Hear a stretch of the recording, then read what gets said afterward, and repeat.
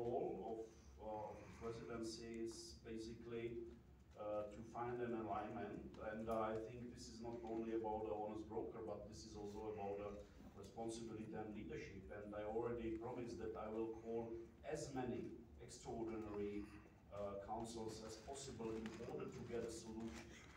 So what I can do in my authority is to align countries and to instruct the Commission to come with proposals.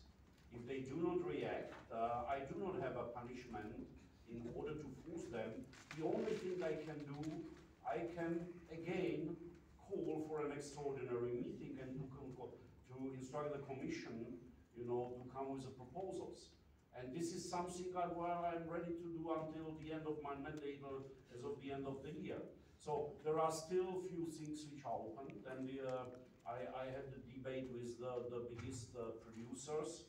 And of course, all of them are saying, if you cannot find a solution, try to reduce the complexity. Yeah? The request here is, give us a confidence, give us a security of demand.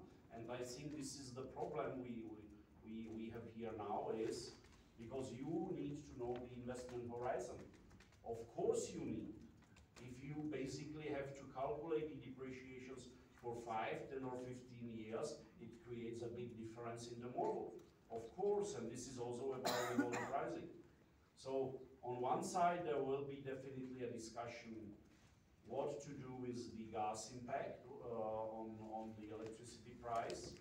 The discussion is ongoing, and I am rather very skeptical to follow the request, meanwhile, of more than 15 countries to cap the gas prices. There was a proposal to cap the Russian pipeline gas, to cap only the pipeline gas, to work with the global markets cap, to introduce like a dynamic cap to link to some Asian formula, index. So I think that the first way will be the discussion if to decouple or not. And then we can basically discuss. What the instruction for the Commission is, put the best people, not only clerks from the Commission, but also from the business together, from the major gas countries, and to come up with proposals and with pro and contrast for each proposal. So, and then we have to base to decide. This is the first thing. The second thing, which is still open, is the intervention. The market was functioning for plenty of years, delivering nice low energy prices, and currently it does not work because of many extraordinary events, mainly the war in Ukraine. So we have to correct somehow the market, but taking the crisis measures, we should not forget basically the long-term targets, and we should be extremely careful with the measures in order not to destroy the market. So it will be, I think, a very difficult discussion. However, there are some solutions, and I have to think that we have to split maybe the measures in two ways. The first one, immediate crisis measures, which should calm down basically the volatility and the nervosity of the markets. Yeah? Then, of course, the supply supportive measure in order to balance the demand and supply in the better way might be also a solution. Discussing like artificial caps, we should maybe replace by discussion with the major suppliers about the long-term pricing with Norway, and I know that there is a readiness, and not only on the governmental side, but also on the main supplier side, so thank you for this, but also with the main LNG suppliers, it might be the solution as well. But they are not easy solutions, because we also have to solve the political crisis in the continent, because we are facing the situation that in some of the countries, and I know that this is not the case of Baltic, where basically the people are not afraid because of the inflation and high energy prices, but they are afraid to be the next if we are not able to stop the Russians.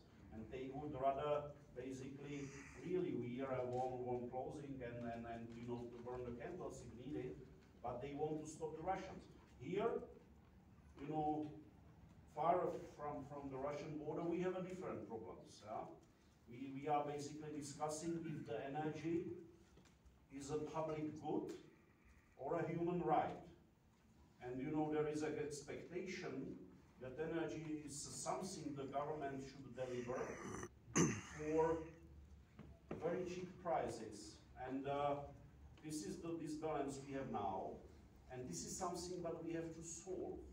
Because if we will not solve it politically, we will see unrest, we will see people on the streets, we will see the economies collapsing, and if we will see the first bigger companies, you know, going bankrupt, we won't be able to support Ukraine. And the governments which will come after us, they will be less supportive to all the climate change obligations and Green Deals and to support of Ukraine. So we have to solve the issue also politically, because I believe that this winter will be decisive. And if we do not manage this winter properly, we will see political changes on the continent. We see them already now. We see the change in Bulgaria. What was the first step of the new government? To go to Russia to buy gas. We will see what will come from the Italy side. We have a complicated political situation in Slovakia, and there are some of the countries which come next.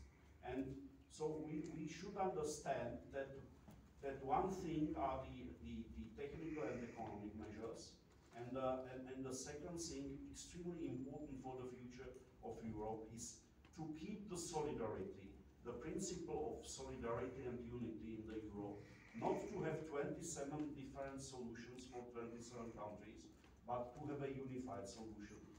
And simply to keep the economies up and running as a conditional precedent for further development in the way of Green Deal, in the way of the protection of the climate, in the way of basically all the values we share as a European.